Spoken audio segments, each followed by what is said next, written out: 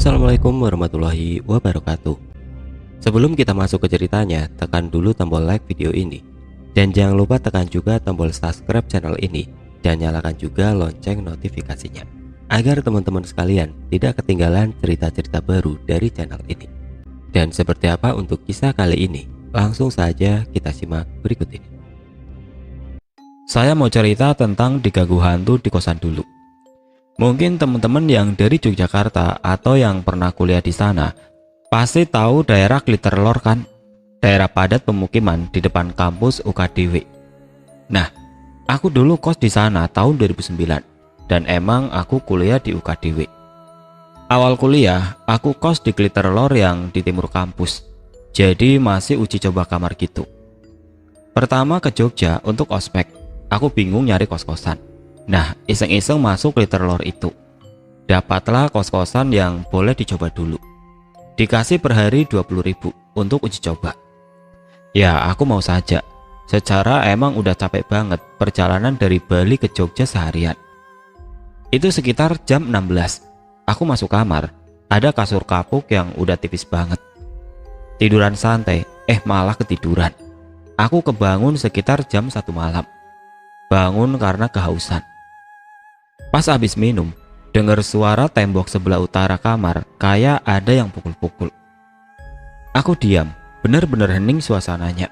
Apalagi tahun 2009, Jogja masih dingin banget. Suara pukulan tembok itu terjadi 3 set. Satu setnya 3 repetisi. Tiap set jeda sekitar 4-5 menit. Karena bingung itu suara apaan, aku iseng keluar kamar. Aku lihat gak ada siapa-siapa. Mau cek di utara kamar gak bisa, karena itu tembok tinggi. Nah, aku kira di sebelah tembok itu kos-kosan juga. Dan mungkin karena anak-anak kos yang lagi asik main. Bukan cuma suara pukulan aja. Malam itu juga dengar suara cewek ketawa-ketawa gitu. Aku jadi mikir kalau itu kos-kosan cewek.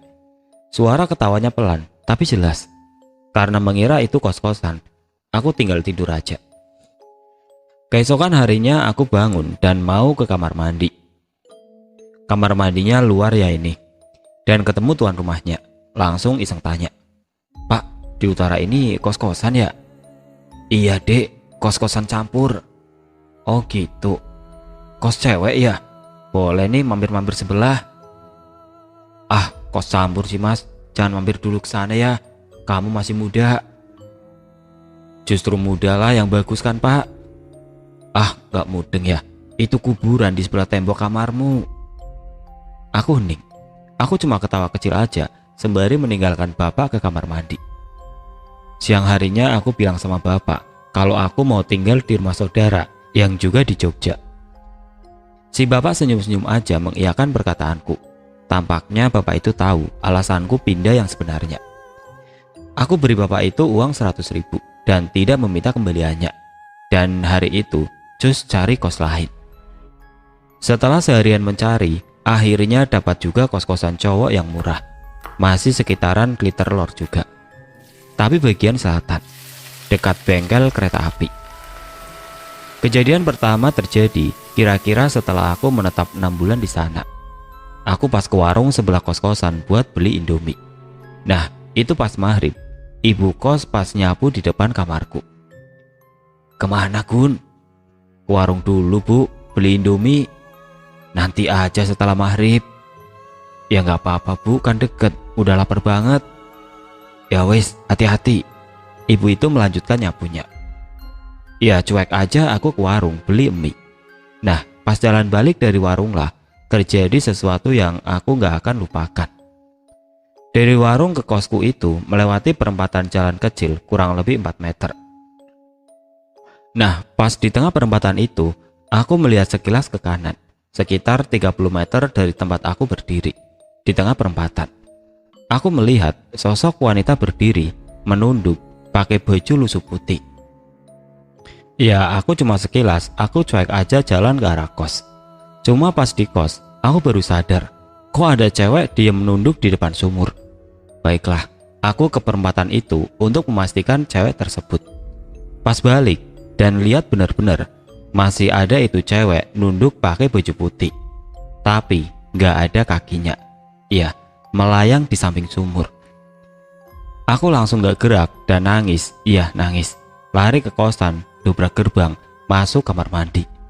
Ya, masuk kamar mandi, langsung siram badan dengan air. Belum buka baju tuh, basah kuyup. Karena di Bali percaya kalau lihat gituan harus segera membersihkan diri dengan mandi atau ke dapur. Nah, di kosku nggak ada dapur. Si ibu kos lari ke arahku tuh sambil bawa sapu. Aku ceritakan semua dan ibu kos malah bentak aku. Kan udah tak bilangin nggak usah kesana pas maghrib. Ya aku mana tahu bu, ibu nggak bilang. Aku masih nangis dan lutut super lemes. Lihat apa kamu, Le? Itu bu, di sumur ada. Langsung dipotong si ibu. Cewek kan? Oh, itu siapa? Wes, pokoknya jangan keluar pas maghrib. Sampai pindah kos aku nurut. Jadi di kosanku itu ada 4 kamar doang. 3 kamar saling berdempetan dan di seberangnya kamarku. Jadi kamarku pisah sendiri. 3 kamar itu dan kamarku berhadapan. Pemisah kamar kita ya akses jalan buat lalu lalang kita. Di depan kamar kita itulah yang sering nampak bayangan putih lalu lalang. Penghuni kos itu aku, Timo, Aan, dan Mas Ek, lupa namanya. Jadi suatu malam itu, si Timo kedatangan pamannya sekeluarga ke kosnya. Karena kamarnya Timo kecil, ditampunglah tamu tersebut di kamarku. Jadi kunjungan itu cuma sebentar sih. Aku buatin mereka teh. Si Aan nyumbang pai susu. Nah, paman dan bibinya di kamarku duduk ngeteh. Anaknya Dinda main di jalan depan kamar sama aku. Dia jago nyanyi. Aku main gitar, dia yang nyanyi. Si Timo ini duduk di depan pintu kamarku sambil ngobrol-ngobrol sama paman dan bibinya. Si Aan di kamarnya main laptop. Nah, pas lagi nyanyi nih, si Dinda ini teriak kenceng banget. Ah! Sambil lari ke kamarnya Aan. Habis teriak, langsung sembunyi di sebelah lemari Aan. Ada apa? Ucap pamannya Timo dengan muka panik. Aku sama Timo juga kaget dan panik. Kita masuk ke kamar Aan buat cek si doi. Aan yang semula tengkurap juga langsung duduk kaget. Ada apa, Nduk? Kata bibi. Dinda nggak suka kalau kuntilanak itu tiba-tiba lewat, mah. Us, ya udah, kita pulang. Maaf ya, Dinda ini emang bisa lihat gituan. Sambil dia ngomong santai. Din, kasih tahu itu yang lewat siapa? Soalnya sering banget lewat. Ya nggak tahu, pokoknya mau pulang. Asli nyolot si Dinda itu. Akhirnya mereka pulanglah semua. Kita anak kos ya ketakutan lah setelah kejadian itu. Dan kita komitmen malam itu tidur di CK Krisdasono. Hantu anak kecil jahil. Ini sih sebenarnya semua juga kena gangguannya. Jadi semisal kalau lagi nyuci pakaian di kamar mandi atau cuci motor gitu, kita pasti kena lempar batu kecil. Kayak kerikil gitu. Kalau aku pas buat tugas malam-malam tuh, nah pas lagi asik ngetik, tiba-tiba kayak ada kerikil dilempar gitu di sebelahku. Tapi pas aku cari-cari, gak ada kerikilnya. Ya udah, aku cuek aja lanjut lagi. Tapi pas lanjut lagi, ada lagi tuh suara batu dilempar. Gitu terus sampai 5-6 kali. Dan akhirnya kesel kan. Aku bentak Timo buat jangan usil. Aku bentak dia karena emang dia yang paling usil di kos. Pas aku intip ke kamarnya, ternyata nggak ada orangnya. Ya udah, mulai merinding. Pas mulai ngetik lagi, ada lagi itu lemparan batunya. Aku langsung bilang gini. Siapa yang lemparin aku? Semoga mandul. Dan tiba-tiba aja di sebelah luar jendelaku terdengar anak-anak lari sambil ketawa-ketawa gitu. Ya, suaranya kayak anak kecil nggak pakai sendal lari-lari gitu. Dan suaranya masuk ke kamar kos. Karena tahu yang lempar batu bukan anak manusia, ya udah aku cus kabur malam itu ke CK Krisdasono. Teleponin anak-anak kos buat nemenin juga di sana. Jejak misterius. Pai, kalau kamarku itu paling murah, 3 juta per tahun. Jadi ya seadanya kamarnya. Atapnya itu dari senglu. Dan kalau aku berdiri sambil angkat tanganku, nah ujung jariku itu nyentuh plafon. pendekkan plafonnya. Jadi beberapa kali itu pas tengah malam dan pas tidur, aku sering mendengar suara seng atas kamarku itu kayak ada yang injek. Awalnya aku kira kucing, tapi ini suaranya berat. Langkahnya kayak langkah manusia. Sesekali aku bangun dan keluar buat ngecek keluar. Tapi pas keluar, ya nggak ada apa-apa. Dan intensitasnya yang lumayan sering, aku sampai kesel tuh. Dan aku pukul plafonku keras-keras. Aku teriak, "Kalau kamu memang benar-benar berani, ayo keluar sekarang, lawan aku." Sontak warga kos kaget dan keluar ngetuk pintuku. Aku bilang ke mereka kalau di atas seng sering ada suara jejak kaki berat. Nah sialnya, teman-teman kos juga sering dengar. Dan mereka pada nggak berani ngecek keluar. Jadi mereka itu tahu kalau aku keluar kamar buat ngecek. Tapi mereka milih pura-pura tidur saja. Si Timo itu pernah dengar suara seng kamarku diinjek. Dia ngintip di jendela dan mengarahkan lampu senter ke arah atap kamarku. Dan nihil, nggak ada apa-apa. Dan tidak ada bekas seng peot sehabis diinjak. Masa iya, ada suara keras tapi nggak ada bekasnya. Ini seng lu yang mudah peot. Wanita sinden. Karena saking seringnya gangguan di kosan, nah warga kos mulailah nyari kesibukan masing-masing agar pulang malam dan sampai kos langsung capek. Aku sama Aan milih ikut ekstra karate, Timo campura, dan kegiatan lainnya. Pokoknya biar sibuk dan pulang malam dah. Ini benar-benar efektif banget. Kita nggak pernah diganggu atau mendengar gangguan lagi karena pulang malam dan langsung tidur. Tidurnya pun lelap banget. Tapi tidak semudah itu Ferguson. Efektivitas ini cuma bertahan 3 bulan. Nah suatu malam nih, habis dari karate, aku nyapu-nyapu kos lah. Ada debu tipis dan beberapa potongan kertas. Nah pas mau aku angkut ke serokan, di ijuk sapuku ada selai rambut yang lumayan tebel dan panjangnya 1,5 meter. Aku tahu 1,5 meter karena itu rambut. Aku taruh di atas keramik kos yang ukurannya 30 cm. Panjangnya ya 5 keramik. Bener gak sih? Kaget kan? Aku pikir rambut ibu kos. Tapi ya masa ibu kos bisa masuk kamarku? Mana ibu kosku dari dulu style rambutnya pendek terus. Coba beranikan diri sih ya. Aku ambil dah air minum. Nah belum sempat minum, aku ke depan gerbang kos karena teman-teman ada yang datang. Dan kebetulan aku kunci dari dalam gerbangnya. Aku langsung cerita tuh soal rambut. Ternyata teman-teman juga pernah dong dapat helai rambut gitu.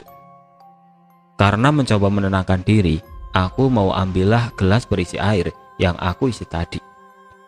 Gelasnya kosong, asli kosong. Makin menjadi-jadi aku.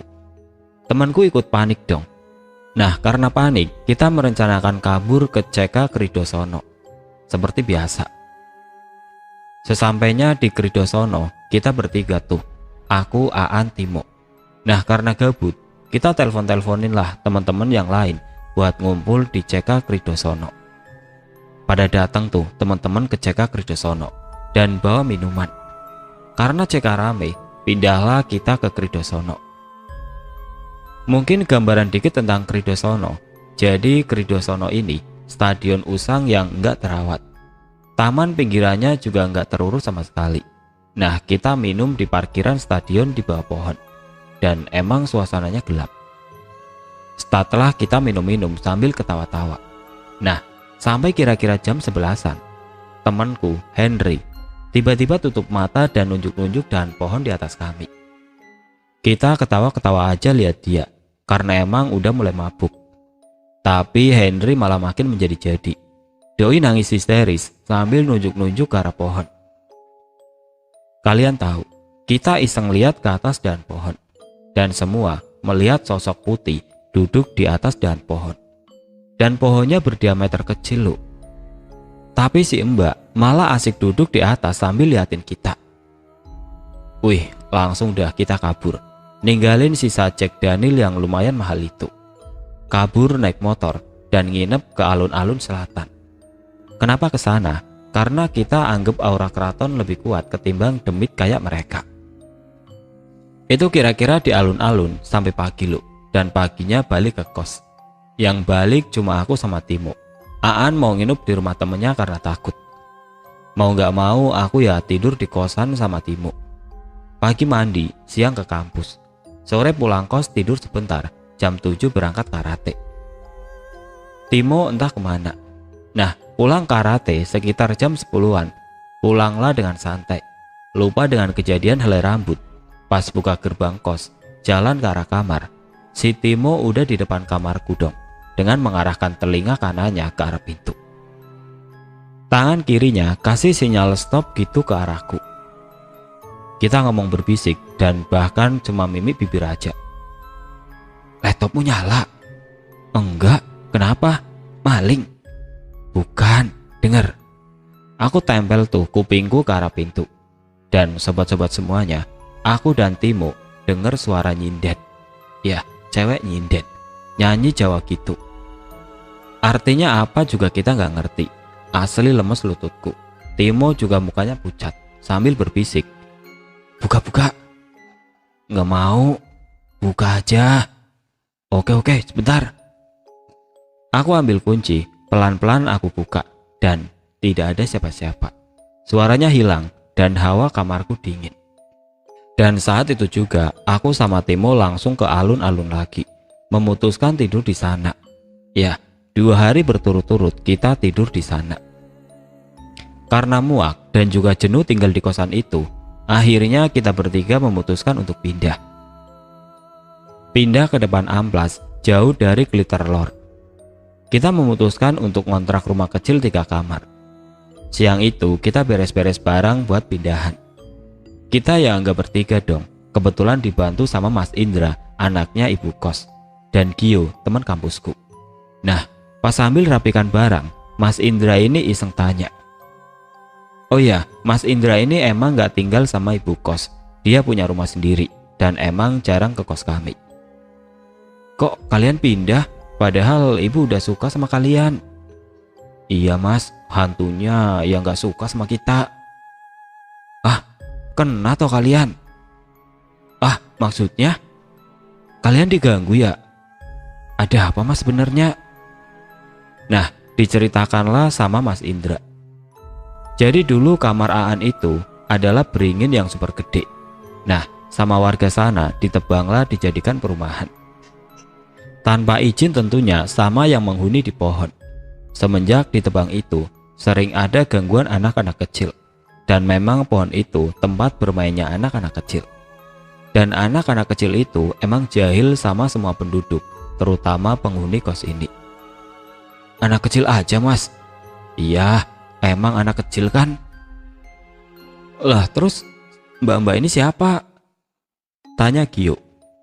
Dek, kita diem semua. Si Gio ini emang anak indigo, cuma mulutnya suka nggak dikontrol. Wah, nggak tahu kalau ada mbak-mbak juga, jawab Indra. Bentar, aku tanya dulu, ucap Gio. Semua diem, Gio juga diem. Hening sekitar 3 menitan. Oh, Gun, kamu bakar dupa ya? Tanya Gio. Iya, tiap sore buat sembayang, jawabku. Nah itu, mbak-mbaknya ini suka aroma dupamu, makanya dia kesini. Dia cuma lewat aja sebenarnya di depan, cuma ada dupa, makanya dia suka dan ngetem di kamarmu. Bangsat emang, kok santai sekali si Gio ini ngomong, ketawa-ketawa pula. Kita lanjut aja tuh sampai jam 7 malam. Sampai barang-barang benar-benar udah ke packing. Pas sebelum si Gio pulang, dia bilang gini.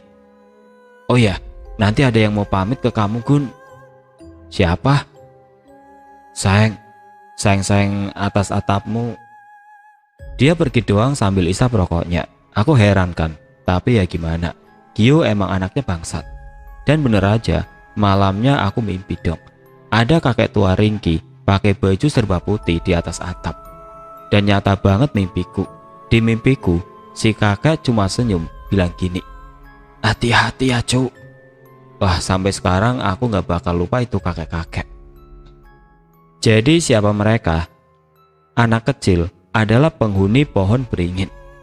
Mbak-mbak Kunti adalah arwah depan kos yang merasa terpanggil karena dupa. Kakek-kakek adalah penghuni kos yang emang suka karena aroma dupaku. Si Gio ini mesen ke aku, kemanapun aku tinggal dan ngekos, selalu permisi sama penghuni di sana. Dan bagaimanapun mereka lebih tua atau lebih dulu tinggal di tanah itu, kita nggak boleh ngusir mereka karena di semesta ini kita hidup berdampingan.